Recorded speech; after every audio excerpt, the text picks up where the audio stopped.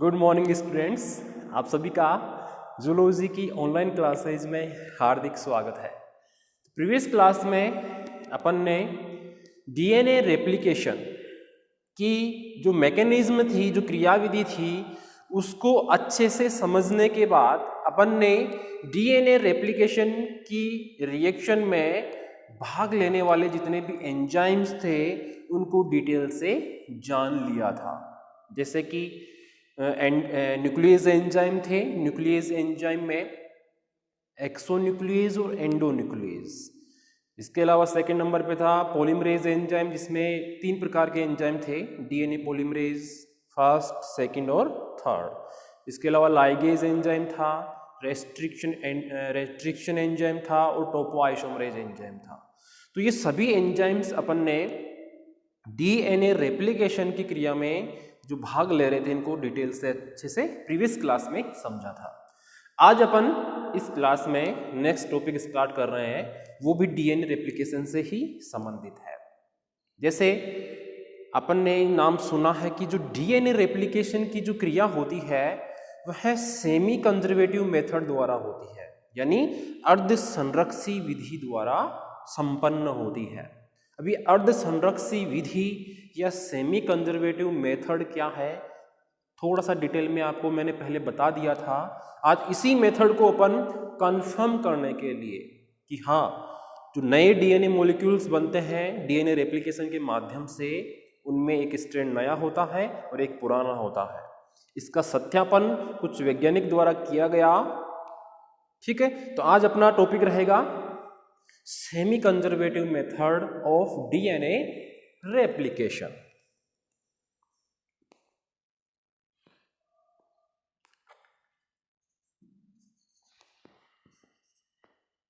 जिसे बोलते हैं अपन अर्ध संरक्षी विधि। ठीक है,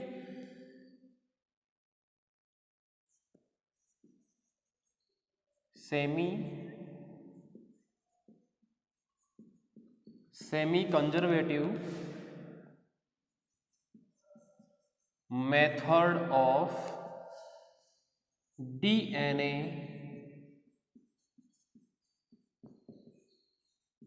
रेप्लिकेशन। सेमी कंजर्वेटिव मेथड या अर्ध संरक्षी विधि किसकी है? डीएनए रेप्लिकेशन की। ठीक है, अपन को ये पता है अब तक कि ये कोई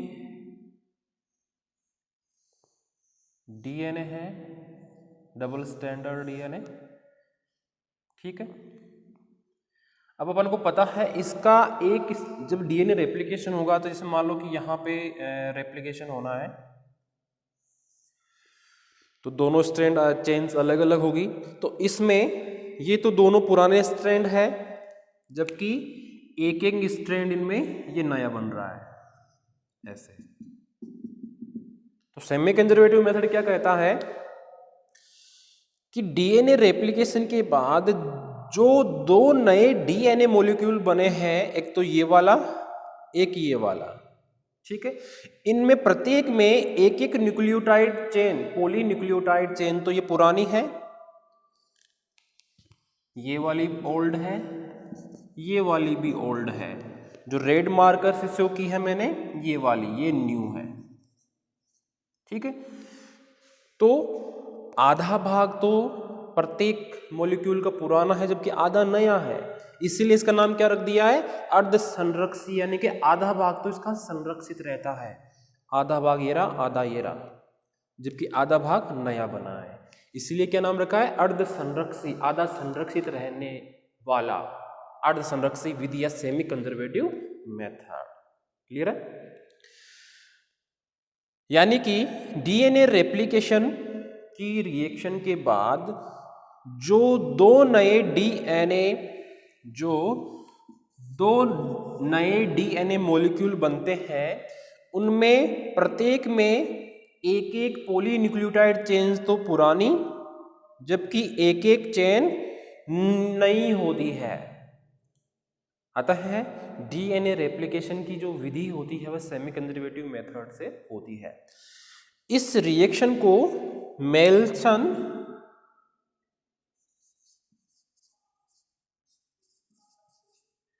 मेसलसन एवं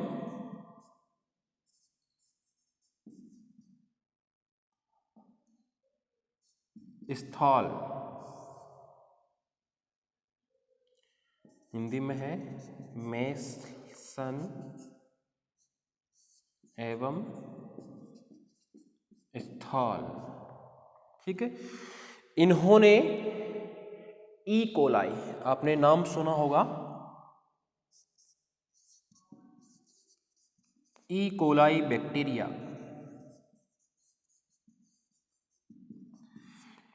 मेसलसन एवं स्टॉल ने ई कोलाई बैक्टीरिया पर डीएनए रेप्लिकेशन से संबंधित अनेकों एक्सपेरिमेंट किए, अनेकों प्रयोग किए।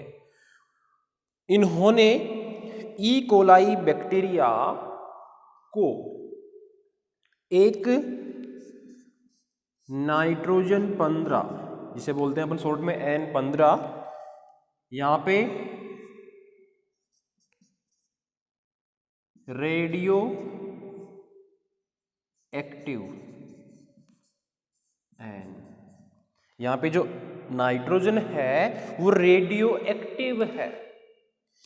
इस माध्यम में ई कोलाई बैक्टीरिया को इन साइंटिस्ट ने परिवर्धित होने दिया, यानी एक मीडियम लिया, जैसे ये कोई पात्र है, इस पात्र में जो मीडियम लिया, जो माध्यम लिया, वो N15 से युक्त था, यानी कि रेडियो एक्टिव था। वो N15 जो मीडियम था वो रेडियो एक्टिव था। इस मीडियम में इन्होंने ई कोलाई बैक्टीरिया को ट्रांसफर कर दिया, स्थानांतरित कर दिया और परिवर्तित होने दिया। तो क्या होगा, जब इस बैक्टीरिया के अंदर डीएनए का रेप्लिकेशन होगा तो उसमें जो इसके नाइट्रोजनिक क्षारक है वो N15 से अंकित हो जाएंगे, क्योंकि जिस माध्यम में ग्रोथ कर रहा है वो N15 युक्त है। तो इसके अंदर जो ई कोलाई बैक्टीरिया था उसका जो डीएनए था और डीएनए की जो क्षारक है वो N15 से अंकित हो जाएंगे। अब इस बैक्टीरिया को, जैसे यहाँ पे ई कोलाई था, इस बैक्टीरिया को यहां से निकालकर एक दूसरे मीडियम में, जिसमें जो मीडियम था वो था N14, यहां पे जो नाइट्रोजन है यह सामान्य थे, सामान्य, यानी कि ये रेडियो एक्टिव नहीं थी। तो जैसे ही यह ई कोलाई बैक्टीरिया N15 से अंकित हुआ, इसको इस माध्यम से निकालकर एक सामान्य N14 माध्यम में जो रेडियो एक्टिव नहीं था उसमें ट्रांसफर किया। ट्रांसफर करने के बाद इनमें रिप्रोडक्शन करवाया गया, यानी कि इसमें डीएनए रेप्लिकेशन हुआ, जैसे ही आया तो इसमें भी डीएनए रेप्लिकेशन होगा। बहुत सारे बैक्टीरिया ट्रांसफर कर दिए, जैसे एक मैंने अभी तो एक का बैक्टीरिया का बताया, जैसे मैं 4-5 बैक्टीरिया ट्रांसफर कर दूं तो पहले तो N15 में से अंकित हो जाएंगे, फिर N14 में ट्रांसफर करूं तो N14 से अंकित हो जाएंगे, और साथ साथ में रिप्रोडक्शन भी करते रहेंगे। जब इनकी F1 पीढ़ी प्राप्त होगी, अपने कौन सी पीढ़ी, F1 पीढ़ी, जेनेटिक्स के अपन पढ़ते हैं ना मेंडल के नियम, तो वहां पे अपन जानते हैं कि F1 पीढ़ी आती है पहले, फिर F2 पीढ़ी आती है। तो जैसे ही ये बैक्टीरिया रिप्रोडक्शन करेंगे N14 मीडियम में ट्रांसफर करने के बाद, तो इनकी F1 पीढ़ी अपन को प्राप्त होगी। जब F1 पीढ़ी में प्राप्त बैक्टीरिया की अपन डीएनए की एनालिसिस करेंगे, उनके डीएनए का विश्लेषण करेंगे, तब अपन ये पाएंगे कि इनके डीएनए के एक स्ट्रैंड तो N15 से अंकित है, जबकि दूसरा स्ट्रैंड N14 से अंकित है। यानी कि जैसे ये डीएनए है, ये तो एक तो हो गया N15 से, ठीक है, और दूसरा वाला जो हो गया वो N14 से। ठीक है, ऐसा ही सेम इसमें था। क्लियर है यहाँ तक? वापस रिपीट कर रहा हूँ। मेंसलन्स एवं स्टॉल ने इकोलाई बैक्टीरिया को रेडियो एक्टिव युक्त मीडियम, नाइट्रोजन के मीडियम में N15 मीडियम या N15 मीडियम में ट्रांसफर करवाया और उससे उन्हें संवर्धित होने दिया। फिर इन बैक्टीरियाओं को यहाँ से निकाल कर, ऐसा इसमें संवर्धित होने के कारण इनका जो डीएनए था, उस डीएनए या इस स्ट्रैंड में भी N15 अंकित हो गया, यानी कि एक प्रकार की ये रंजक है, डाई है। ठीक है, जैसे अपन कलर देते हैं कपड़ों को, जो कलर में जैसे बाल्टी में डुबो के निकालते हैं तो कपड़ों के कलर लग जाता है, कलर आ जाता है, वैसे ही सेम कहानी यहाँ पर भी है। जैसे ही कोलाई बैक्टीरिया को इसमें डाला, परिवर्तित होने दिया, तो ये N15 से अंकित हो गया। फिर इनको यहाँ से निकाल कर N14 युक्त माध्यम, जो सामान्य माध्यम था, रेडियो एक्टिव नहीं था, उसमें संवर्धित होने दिया, रिप्रोडक्शन होने दिया, जिनके कारण इनकी F1PD प्राप्त हुई। तो F1PD में जो डॉटर बैक्टीरिया आए, उनके डीएनए का जब विश्लेषण किया गया तो उनके डीएनए की एक चेन में तो नाइट्रोजन 15 से अंकित थी, जबकि दूसरी N14 से अंकित थी। तो इस प्रकार के डीएनए को मेंसलसन एवं स्टॉल ने हाइब्रिड डीएनए कहा। क्या कहा? संकर डीएनए। संकर को बोलते हैं अपन हाइब्रिड डीएनए। हाइब्रिड डीएनए क्यों कहा? क्योंकि इसमें एक चेन तो थी N15 से युक्त और एक N14 से अंकित थी। अब F1PD प्राप्त हो गई इन वैज्ञानिक को, तो इन्होंने क्या सोचा कि इस F1PD को मैं रिप्रोडक्शन करवा कर आपस में F2PD प्राप्त करता हूं। तो इन्होंने क्या किया, इन F1PD वाले बैक्टीरिया को एक संवर्धन माध्यम में ट्रांसफर किया, जो था N14 वाला, यानी रेडियो एक्टिव नहीं था, सामान्य माध्यम था। इन बैक्टीरिया को जब इस पर ट्रांसफर किया, आपस में उनमें रिप्रोडक्शन होने दिया, ग्रोथ करने दी, और बाद में इनका डीएनए का जो विश्लेषण किया तो उन्होंने पाया कि जो F2PD में जो बैक्टीरिया आए, डॉटर बैक्टीरिया आए, उनके डीएनए का विश्लेषण करने पर पाया गया कि इनमें N14 का अनुपात बढ़ गया है। किसका अनुपात बढ़ा है?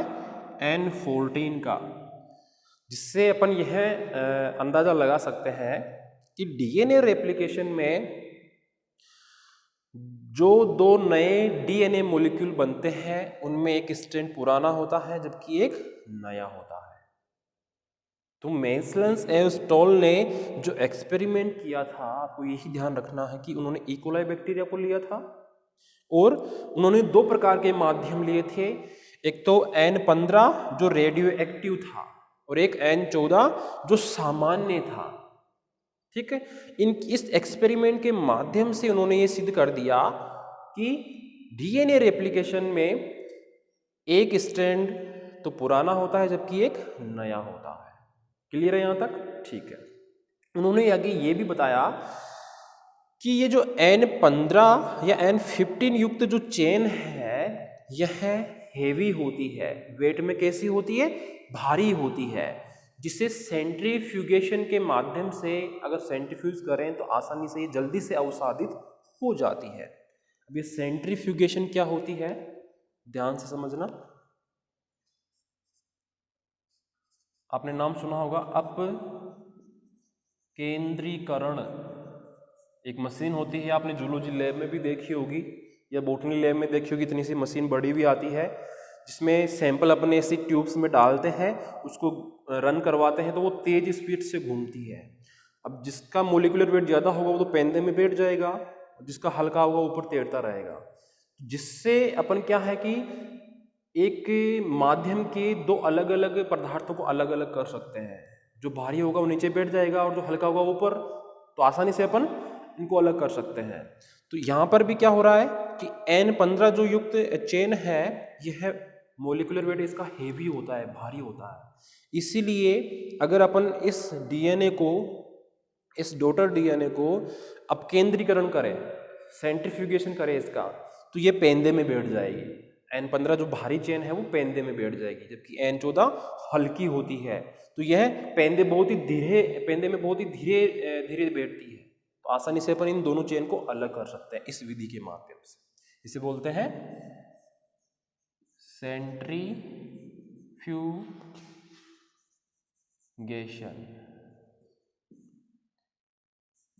जो N15 है यह हैवी चेन, इसलिए जल्दी अवसादित हो जाती है, यानी पेंदे में बैठ जाती है। जबकि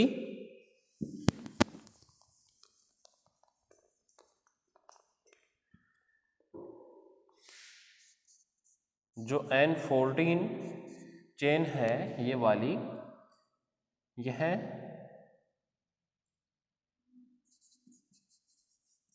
हल्की होती है, इसीलिए स्लोली अवसादित होती है।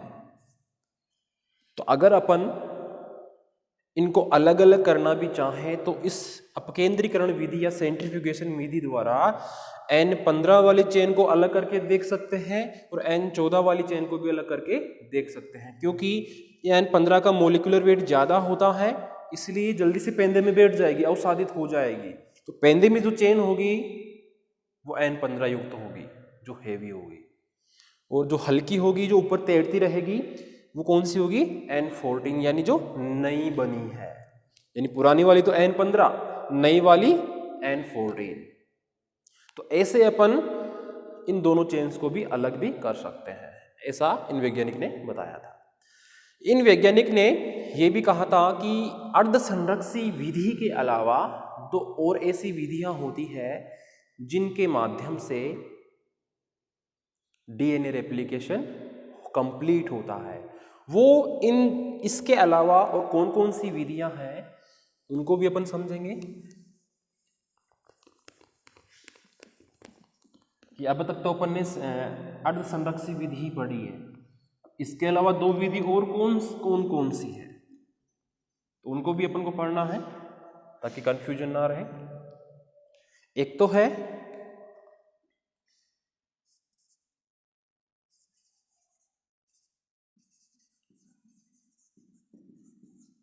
कंजर्वेटिव मेथड, जिसे बोलते हैं अपन संरक्षी विधि। ये तो सेमी कंजर्वेटिव विधि मेथड था, यह कंजर्वेटिव मेथड है, यानी इसमें आधा भाग संरक्षित था, इसमें पूरा का पूरा भाग संरक्षित रहेगा। कैसे? जैसे ये कोई डीएनए था, ठीक है, इसमें से अगर पहले वाले को तो पता है अपन को, एक पुरानी एक नई, एक नई एक पुरानी, ऐसे था, आदि संरक्षित थी। लेकिन यह कंजर्वेटिव मेथड है, यानी कि वह विधि जिसमें डीएनए रेप्लिकेशन के बाद जो पैतृक पेरेंटल डीएनए था वो तो यथावत बना रहता है, लेकिन जो नया डीएनए मॉलिक्यूल बनता है उसमें दोनों पॉलीन्यूक्लियोटाइड चेन्स बिल्कुल नई होती है, तभी तो इससे अपन संरक्षी विधि बोलेंगे। कैसे? जैसे ये डीएनए था, पेरेंटल डीएनए रेप्लिकेशन हुआ, तो इससे जो डीएनए बना उसमें दोनों चेन्स नई बनी है। ऐसे इस डीएनए से दोनों जो चेन्स बन रही है नए डीएनए मॉलिक्यूल की, वो नई बनेगी, इसीलिए इसको कंजर्वेटिव मेथड या संरक्षी विधि कहा जाता है। तीसरा मेथड एक और है, ये दूसरा है, तीसरा मेथड और है परिक्षेपी विधि, इसे बोलते हैं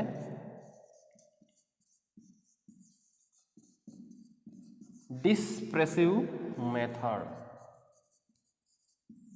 डिस्प्रेसिव मेथड या परिक्षेपी विधि। इसमें क्या होता है कि पेरेंटल डीएनए या पैतृक डीएनए में रेप्लिकेशन के टाइम ये जो पैतृक डीएनए है या जो पेरेंटल डीएनए है यह अनियमित रूप से विखंडित हो जाता है, यानी बीच बीच में से ये यहाँ से टूट गया, यहाँ से टूट गया, यहाँ से टूट गया, यहाँ से टूट गया, और डॉटर डीएनए में अनियमित रूप से उपस्थित हो जाता है। जैसे मान लो या तो दोनों ही चेन नई बनी है या एक चेन पुरानी है एक नई बनी है, ऐसे तो अनियमित रूप से उपस्थित हो गया। इसमें तो दोनों चेन नहीं है, इसमें एक पुरानी है एक नई आ गई। तो जो परिक्षेपी विधि है डीएनए रेप्लिकेशन की, उसमें पैतृक डीएनए विखंडित होकर यानी अनेक स्थानों पर टूटकर डॉटर डीएनए में अनियमित रूप से उपस्थित हो जाता है। जैसे इसमें दोनों नई चेन है, इसमें एक पुरानी है एक नई है, ऐसे तो इसे बोलेंगे परिक्षेपी विधि या डिस्प्रेसिव मेथड। क्लियर है? ओके। तो ये अपन ने डीएनए रेप्लिकेशन से संबंधित मोस्टली सेमी कंजर्वेटिव मेथड को समझ लिया है विथ एक्सपेरिमेंट, मेल्सन स्टॉल का एक्सपेरिमेंट। इसके अलावा दो मेथड और थे जिनके माध्यम से डीएनए रेप्लिकेशन होता है या हो सकता है। डायग्राम भी मैंने आपको बना के समझाए हैं, और इसके अतिरिक्त और डायग्राम अगर बनाना चाहें अपन तीनों विधियों के एक साथ तो कैसे बनेंगे,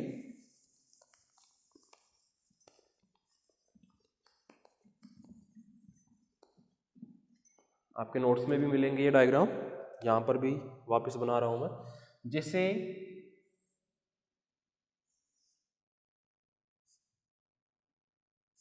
ये है पेरेंटल डीएनए,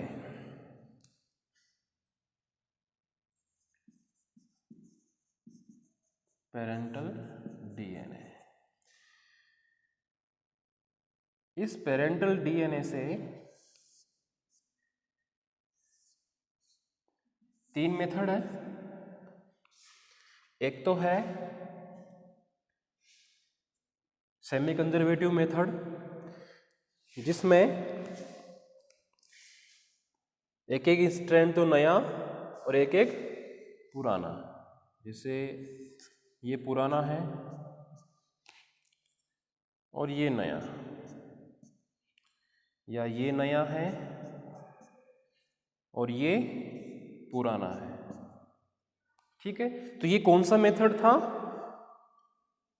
फर्स्ट, या ऐसे डायरेक्ट लिख लेंगे सेमी कंजर्वेटिव मेथड। क्लियर है? जैसा अपन ने समझा है सेम वैसे ही मैंने डायग्राम बनाया है। ये पेरेंटल डीएनए था, डीएनए रेप्लिकेशन जब इसमें हुआ तो उसके बाद डॉटर डीएनए में एक स्ट्रैंड पुराना है एक नया है, एक नया है एक पुराना है। क्लियर है?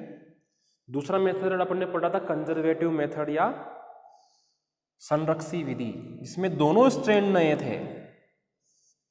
ये लो, दोनों स्ट्रैंड नए। ये एक और बना लिया, इसमें भी दोनों नए। तो ये कौन सा मेथड था? Conservative method.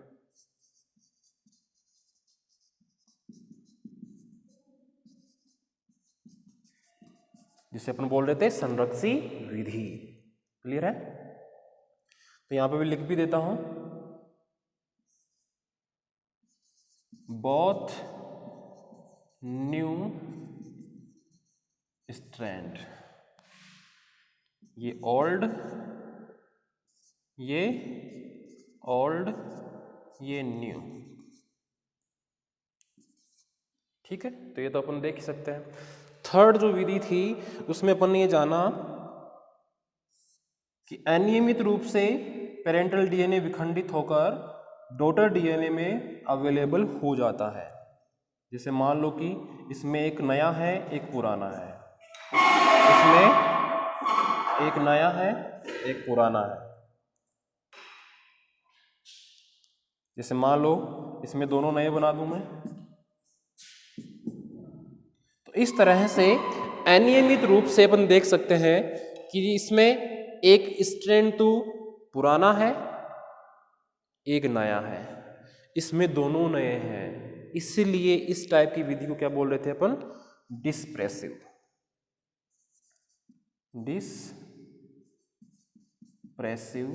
मेथड।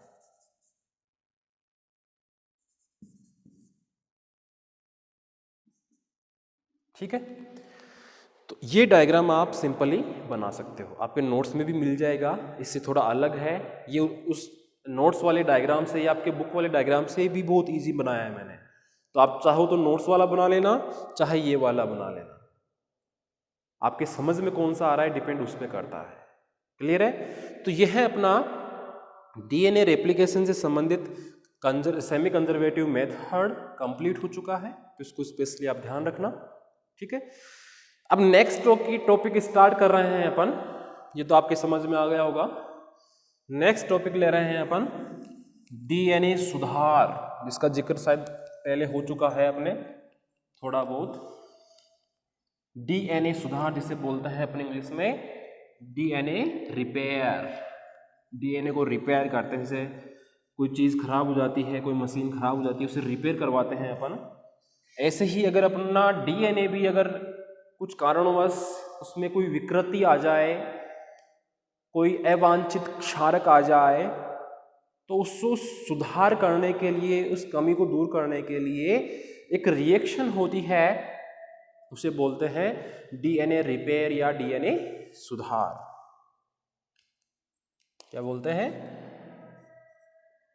डीएनए सुधार, जिसे बोलेंगे अपन डीएनए रिपेयर।